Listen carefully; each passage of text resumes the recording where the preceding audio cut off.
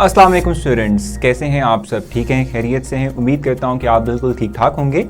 और जो लेक्चर्स आप सुन रहे हैं उन तमाम लेक्चर्स के हवाले से जो कन्फ्यूजन थी, जो क्यूरीज थी, वो आप हमसे डिस्कस कर चुके होंगे। कोई पॉइंट ऐसा नहीं रहा होगा जो वीक पॉइंट हम कंसीडर करें और लगे कि अभी भी स्टिल आप उस पर स्ट्रगल कर रहे हैं। देखो, आज के लेक्चर में हमने क्या कुछ डिस्कस करना है, क्योंकि हम ऑलरेडी हाइड्रोकार्बन के मुतल्लिक बात कर चुके हैं, होता क्या है हाइड्रोकार्बन, और इसके साथ साथ उसकी क्लासिफिकेशन को भी डिस्कस कर चुके हैं। तो थोड़ा सा आगे बढ़ाते हैं अपने इस आप कह लें कि अंडरस्टैंडिंग को। और आज हमने जो चीज़ डिस्कस करनी है, जो आज हमने लेक्चर में चीज़ों को लेके चलना है, वो है बेसिकली तौर पे कि अल्केन्स की बात हम करेंगे। अल्केन्स होते क्या हैं, ठीक है, व्हाट आर अल्केन्स, अल्केन्स का क्या मतलब होता है, ठीक है। इसके साथ साथ एक तो डेफिनेशन हमें देखनी है, उसके अलावा हम कुछ उसकी जो है हम बात करेंगे, उसकी एग्जांपल्स को लेंगे, ठीक है, देखेंगे कि हमारे पास एग्जांपल्स क्या हैं अल्केन्स के हवाले से। और लास्ट में हम कुछ सोर्सेज की बात करेंगे कि अल्केन्स को हम किन किन सोर्सेज से एक्सट्रैक्ट करते हैं, हासिल करते हैं, अल्केन्स कहाँ कहाँ से हमें मिलता है, ठीक है। इससे मुतालिक हमारी डिस्कशन चलेगी आज के इस लेक्चर में। सो होपफुली आपको बहुत सी चीज़ें आज के लेक्चर से मिलने वाली हैं और आप इंजॉय भी करेंगे। जी तो स्टूडेंट्स, जैसे मैंने आपसे कहा कि we will talk about the alkanes, ठीक है। सो अल्केन्स की बात करते हैं। अल्केन्स बेसिकली तौर पे हैं क्या? देखो, जहाँ तक हम अल्केन की बात करें तो इसका एक और नाम भी है, मैं वो भी एक्सप्लेन करूंगा। फर्स्ट ऑफ ऑल तो हम अल्केन से स्टार्ट लेते हैं, अल्केन का इंट्रोडक्शन ले लेते हैं। अल्केन्स, ठीक है। अगर आप अल्केन्स की बात करते हैं तो जैसे आपने अभी रिसेंटली हाइड्रोकार्बन्स और उनकी क्लासिफिकेशन पढ़ी थी, तो हाइड्रोकार्बन और उसकी क्लासिफिकेशन में आपने अनसैचुरेटेड हाइड्रोकार्बन्स जो था उनको पढ़ा, ठीक है। अनसैचुरेटेड हाइड्रोकार्बन्स जो थे उनको आपने एक्सप्लेन किया, ठीक है। और ये जो अनसैचुरेटेड हाइड्रोकार्बन्स हैं, क्लास ऑफ हाइड्रोकार्बन में अनसैचुरेटेड हाइड्रोकार्बन्स हैं, they are called as alkenes. इनको हम क्या कहते हैं? They are basically the alkanes, ठीक है, जिनकी हम बात कर रहे हैं। ठीक हो गया। सो हम राइट कर सकते हैं यहां पे कि alkenes are basically the unsaturated hydrocarbons. ये क्या होते हैं? अनसैचुरेटेड हाइड्रोकार्बन्स होते हैं, ठीक है। Are unsaturated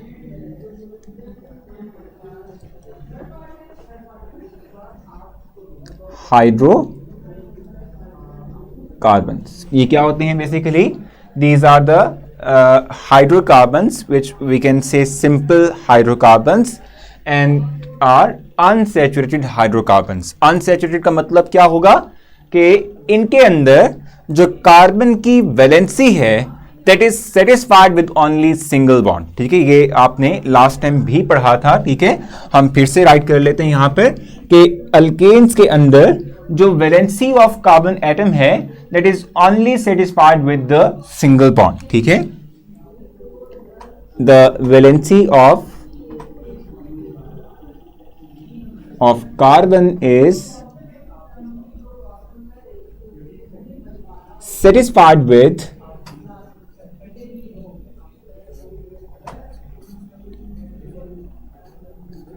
only single bond,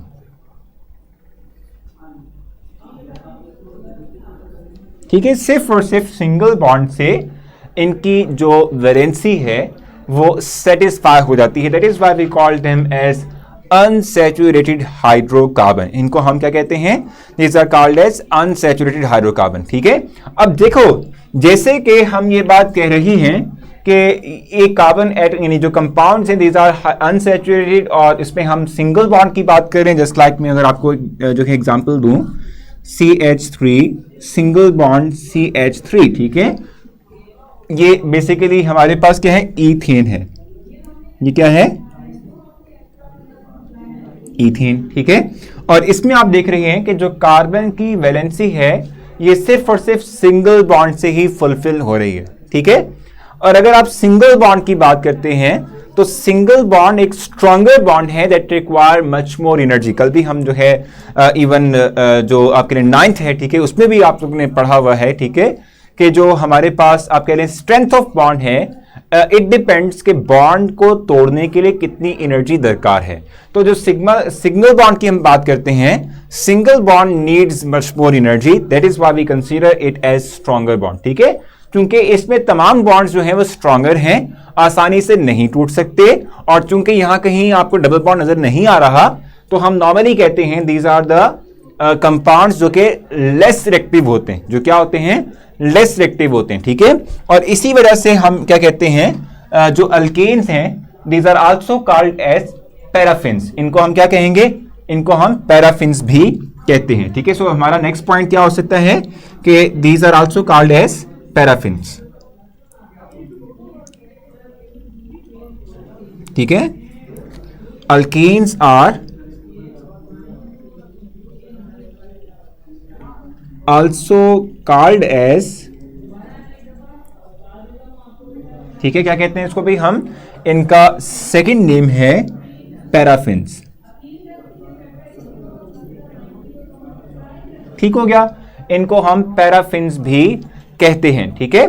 और ये जो वर्ड है ये रिफ्लेक्ट करता है कि अल्केन्स जो हैं these are less reactive compound, क्योंकि आपको मैं बता दूं कि पैरा का जो ये वर्ड है कि इसमें जो पहला हिस्सा है इसका, ठीक है, the first part of this name reflect less, और इसका मतलब होता है लेस, और फिन्स जो है, एफिन्स जिसको हम कहते हैं, ठीक है, ये बेसिक तौर पे शो करता है एफिनिटी को या रिएक्टिविटी को, यानी हम कहते हैं कि ये वर्ड जो है that will reflect the reactivity. इसका मतलब ये हुआ कि वो हाइड्रोकार्बन्स के जो लेस रिएक्टिव होंगे, ये वो हाइड्रोकार्बन्स हैं, that is why we call them as paraffins as well, ठीक है। समझ आ गई आप लोगों को। सो हमने देखा कि ये अनसैचुरेटेड हैं, इसके साथ साथ हमने देखा कि वैलेंसी ऑफ कार्बन जो है वो सिंगल बॉन्ड से फुलफिल हो रही है, और सिंगल बॉन्ड से चूंकि फुलफिल हो रही तो हम कहते हैं single bond is stronger bond, it needs much more energy to break, ठीक है।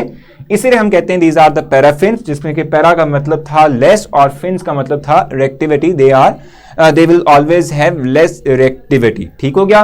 सो यहां तक के पॉइंट्स हमारे हो चुके हैं क्लियर, और हमने देखा कि हमारे पास जो है क्या सीक्वेंस था, क्या पॉइंट था। अब हम आगे थोड़ा सा मूव करते हैं। देखो, अगर हम बात कर रहे हैं अल्केन्स की, ठीक है, सो अल्केन्स के हवाले से थोड़ा सा फर्दर आगे चलते हुए मैं चाहूंगा कि आप लोगों के साथ जो ये होमोलोगस सीरीज है, इसके जो पहले 10 मेंबर्स हैं, ठीक है, उनकी आपको जो है एक तो जो है आप कहने के स्केलेटन दिखाऊं, और इसके साथ साथ उनका मॉलिक्यूलर फार्मूला और उनका नेम भी आपको पता होना चाहिए। सो जैसे जैसे मैं आपको करूंगा आप लोगों के लिए, वैसे वैसे आप लोगों ने मेरे साथ दोहराना ताकि आप लोगों को याद हो जाए, ठीक है जी। सो अगर आप देखें तो ये बेसिक तौर पे फर्स्ट मीथेन था, ये इथेन, अब आप देख रहे हैं कि प्रोपेन आ गया, अब एक और कार्बन बढ़ा ब्यूटेन आ गया, नाउ वी हैव पेंटेन, उसके बाद फिर एक और कार्बन बढ़ा हेक्सेन, अब एक और कार्बन की इंक्रीजमेंट हुई हेप्टेन, ठीक है, नाउ वी हैव ऑक्टेन, इस तरीके से नाउ वी हैव नोनेन, और 10 कार्बन वाला जो है इसको हम डीकेन कहते हैं, ठीक है। सो हमने कहा कि जैसे से हम कार्बन बढ़ाएंगे वैसे से नेम चेंज होगा, मीथेन, फिर इथेन आया 2 कार्बन वाला, प्रोपेन 3 कार्बन वाला, butane we have 4 carbon atom, pentane 5 carbon atom, hexane 6 carbon atom, heptane 7 carbon atom, octane 8 carbon atom, nonane 9 carbon atom, और लास्ट वन डीकेन होता है that carries the 10 carbon atom, ठीक है। सो आपने इनके name भी याद रखने हैं और इनका मॉलिक्यूलर फार्मूला भी याद रखना है, और पता होना चाहिए कि इनको ड्रॉ कैसे करते हैं। तो यहां पर आपको इस पर दिख भी रहा होगा, ये जो ब्लैक है डॉट, ये शो करता है कार्बन को, और जो व्हाइट स्पॉट्स आप देख रहे हैं that reflects the presence of hydrogen, ठीक है। So methane will carry the 6 hydrogen atoms, methane will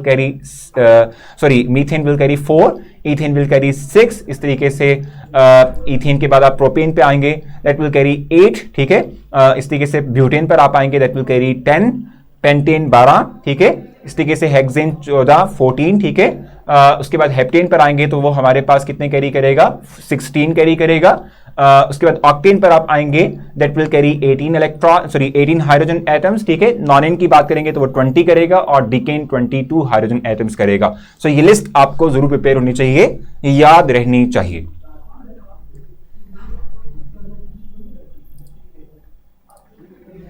अच्छा, अब आपने देखा कि हमने एक होमोलोगस सीरीज देखी है अल्केन की, methane, ethane, propane, butane, pentane, hexane, heptane, octane, नोनेन, decane की बात की है। मेजर फर्क क्या आ रहा है? इनमें आपने ऑब्जर्व किया होगा मेजर फर्क क्या आ रहा है। मेजर फर्क क्या आ रहा है जी, होमोलोगस सीरीज की हम बात कर रहे हैं, तो होमोलोगस सीरीज में जो हमारे मेंबर्स हैं, जैसे मीथेन ईथेन की बात कर लें, फिर ईथेन की बात, प्रोपेन की बात कर लें, फिर ब्यूटेन की बात कर लें, सो इनमें जो मेजर फर्क आता है वो CH2 ग्रुप का होता है, ठीक है। Every next member will carry extra CH2 group, ठीक है। यहां पर हम लिख लेते हैं कि इन alkanes every next member will carry extra CH2 group। ऐसे ही ऑब्जर्व किया था आप लोगों ने। एग्जाम्पल दे देता हूं आप लोगों को, जैसे for example we have CH3 ethane, ये आपका ईथेन है। अब आप इस पे गौर करें, ये ईथेन है, ये आपका दूसरा पॉइंट आ गया प्रोपेन। तो आपने देखा कि इनमें फर्क क्या है, फर्क इनमें है सिर्फ और सिर्फ ये CH2 ग्रुप का। ये वो ग्रुप है जिसका फर्क है, आपने एक्स्ट्रा डाल दिया। अगर आप एक और CH2 ग्रुप डालेंगे सो हमारे पास नेक्स्ट जो है वो मेंबर बन जाएगा, दैट विल बी हम कह लें कि ब्यूटेन। एक और डालेंगे तो पेंटेन हो जाएगा। ये फ्रेम सेट कर देना, वो पीछे चले गए हैं।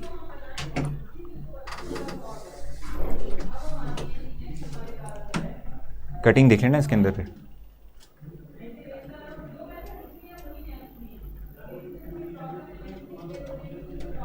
जी तो स्टूडेंट्स, तो जैसे मैं आपसे कह रहा था कि ईथेन, फिर प्रोपेन की बात करें तो एक CH2 ग्रुप आ गया, ब्यूटेन में एक और CH2, पेंटेन में एक और CH2। इस तरीके से number of CH2 groups increment से एक नया मेंबर अल्केन का आपके सामने आ जाएगा, ठीक हो गया। सो यहां तक की बात समझ आ गई। और ऑलरेडी हम देख चुके हैं कि अल्केन का जनरल फार्मूला क्या होता है। अल्केन का जनरल फार्मूला अगर हम देखें तो हम देखते हैं कि इसका जनरल फार्मूला है CnH2n+2। ये जनरल फार्मूला है। आप इसके थ्रू किसी भी अल्केन का जो मॉलिक्यूलर फार्मूला है वो निकाल सकते हैं। जस्ट लाइक मैं अगर आपसे कहता हूं कि we are talking about ethane, तो ईथेन का मॉलिक्यूलर फार्मूला जो है दैट विल बी C2H, हमारे पास क्या होगा 6 होगा, ठीक है। और इसकी अगर हम बात करते हैं so we can draw the cross and cross formula as well, ठीक है। Electron cross and dot formula हम राइट कर सकते हैं इसके लिए, ठीक है। We have another carbon atoms, ठीक है। Now we have hydrogen atoms here,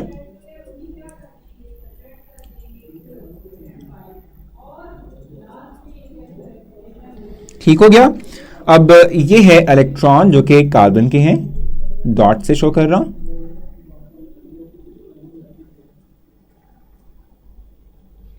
और ये हमारे पास हाइड्रोजन के इलेक्ट्रॉन्स हैं जो हम क्रॉस से शो कर रहे हैं।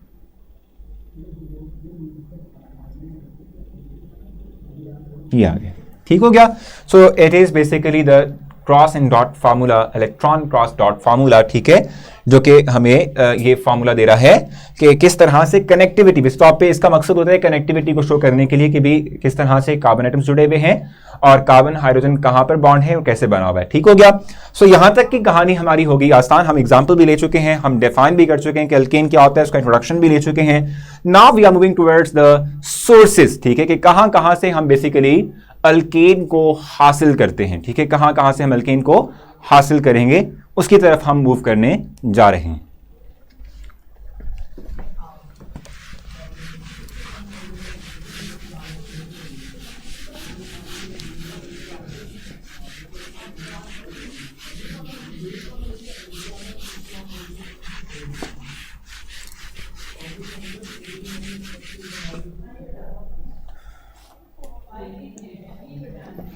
जी जनाब, तो हम अब मूव कर रहे हैं टुवर्ड्स सोर्सेज ऑफ अल्केन, के अल्केन्स को किन किन सोर्सेज से हम हासिल कर सकते हैं उनकी हम बात करेंगे।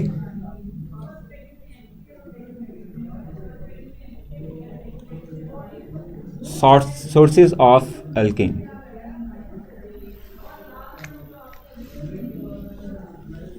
देखें the first and most important source के जहां से हम अल्केन्स को हासिल करते हैं that is petroleum and natural gas, जो कि हम नॉर्मली इस्तेमाल करते हैं, ठीक है। जो पहला पॉइंट हमारे पास क्या आ गया, पेट्रोलियम एंड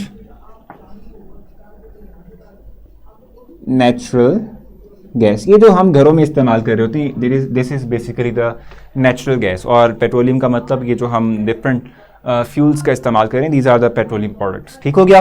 और अगर हम इवन के बात करते हैं नेचुरल गैस की, तो नेचुरल गैस में 85% इसका जो है वो हम कहते हैं कि that will be methane gas. ठीक है, ये मीथेन होगा। ठीक है, 85% of natural gas is methane. 85%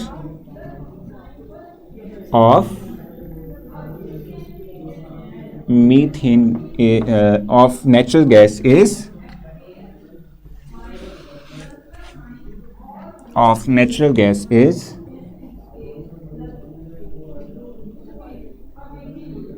methane. ये मीथेन होती है। ठीक है, 85% हमारे पास जो एक नेचुरल गैस है, ठीक है, इसका 85% जो है वो सिर्फ और सिर्फ मीथेन पर मुश्तमिल होता है। बाकी भी हम जो है डिफरेंट अल्कीन्स इसी नेचुरल गैस से हासिल कर सकते हैं। ठीक है, ये दो मेन रिसोर्सेज हो गए हमारे पास। ठीक है, और इसके अलावा अगर हम बात करें फर्दर जो है देखें, ठीक है, तो हम कहते हैं कि तमाम ऑलमोस्ट अल्केन्स जो है we can extract almost all types of alkane, all homologous series of alkane, ठीक है, from the fractional distillation of crude petroleum. ठीक है जी, हम क्या कर सकते हैं, all alkanes can be obtained through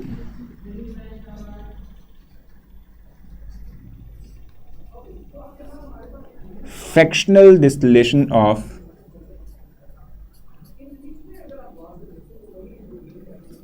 crude petroleum।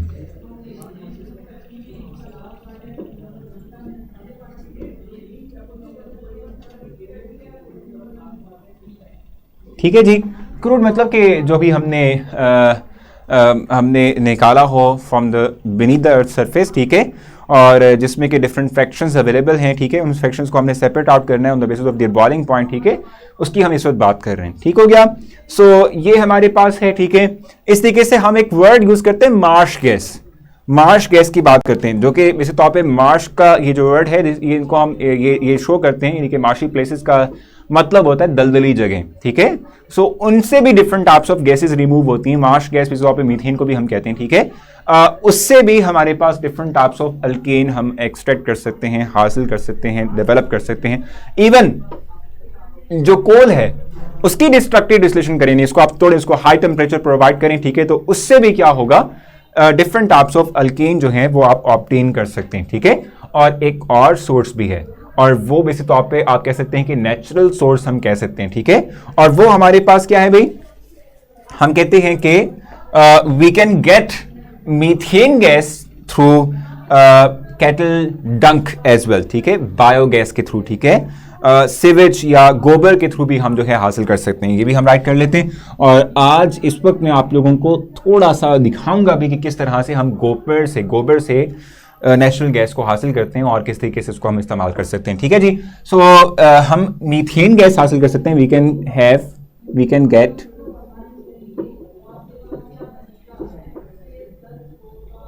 Methane gas through, बड़ा इंटरेस्टिंग लगता है भाई ये जो हम इस तरह की चीज़ों को देखते हैं। ठीक है, सो हम हासिल कर सकते हैं गोबर से भी, गोबर एंड कैटल डंक। ठीक हो गया। सो वहां से भी हम हासिल कर सकते हैं, और आपको मैं दिखाता हूं कि किस तरह से जो है हम इन बायो रिसोर्सेज से मीथेन गैस को एक्सट्रैक्ट करते हैं और इसका इस्तेमाल हम कर सकते हैं। सो जल्दी से देखते हैं।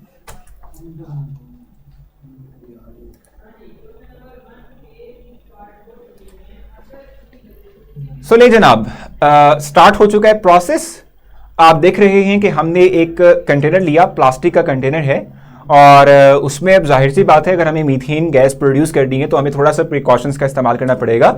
उस जो प्लास्टिक जो आपके लिए कि केबन है या सिलेंडर है या जो भी है, ठीक है, उसको आपको उस तरह से मोल्ड करना पड़ेगा अपनी जो है इस्तेमाल करने के लिए।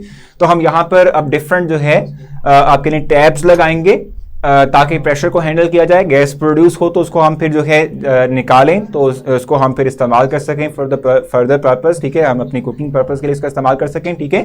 सो आप देख रहे हैं कि थ्रू ड्रिल मशीन हम जो है डिफरेंट पाइप्स जो है उसकी हम इंस्टॉलमेंट कर रहे हैं उस प्लास्टिक जार के अंदर, ठीक हो गया। जब इंस्टॉलमेंट कंप्लीट हो जाएगी फिर हम जो है फर्दर आगे प्रोसेस को लेके चलेंगे। So now we are working on that particular plastic jar, ठीक है, और उस पर डिफरेंट हमारे जो पाइप्स वगैरह हैं उनकी इंस्टॉलमेंट चल रही है, ठीक है जी।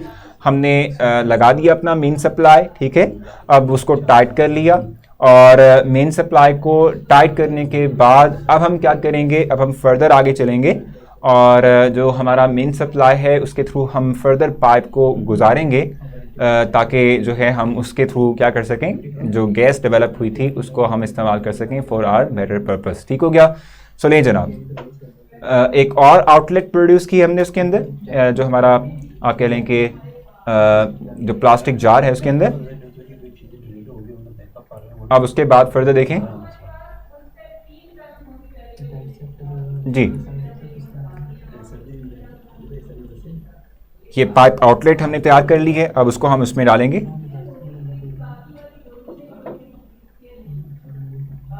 इसको हमने रिजिड कर दिया ताकि वो हिले ना और लीकेज ना हो, गैस की लीकेज ना हो।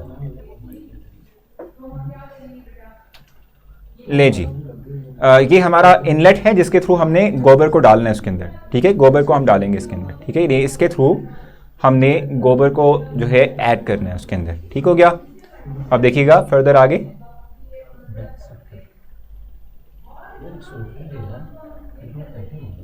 फनल है वैसे तौर पे जिसको हम इस वक्त कट कर रहे हैं, ठीक है, ये फनल हमने इस्तेमाल करनी है। ले जी, सो ये होगी इंस्टॉल।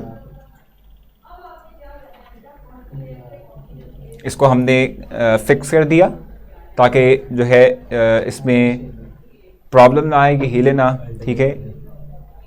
लें जी, स्टक कर गई है, इंस्टॉल हो चुकी है। अब उसके बाद हम अब नेक्स्ट अपने फेस पे चले गए। Now we will have outlet, another outlet जिसके थ्रू हम उस पाइप को डालेंगे, इसमें इंजेक्ट करेंगे और ये वो मेन पाइप है जिसके थ्रू हम गैस जो है वो लेंगे इसमें से और उसका इस्तेमाल करेंगे।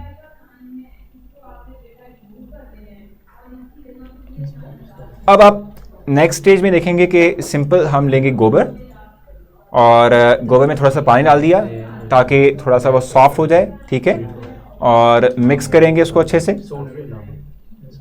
मिक्स करने के बाद जब ये आप कह सकते हैं कि होमोजेनाइज हो जाएगा, यानी हम कह सकते हैं सेमी सॉलिड फॉर्म के अंदर कन्वर्ट हो जाएगा। अब इस सेमी सॉलिड गोबर जो है इसको हम ऐड करेंगे अपने प्लास्टिक कंटेनर के अंदर। ऐड कर दिया, अब हम इसको रख देंगे फॉर सेवरल डेज। आप देखेंगे यहाँ पर कि हम इसको थोड़ा सा स्टे करवाएंगे, फॉर सेवरल डेज इसको हम रख देंगे।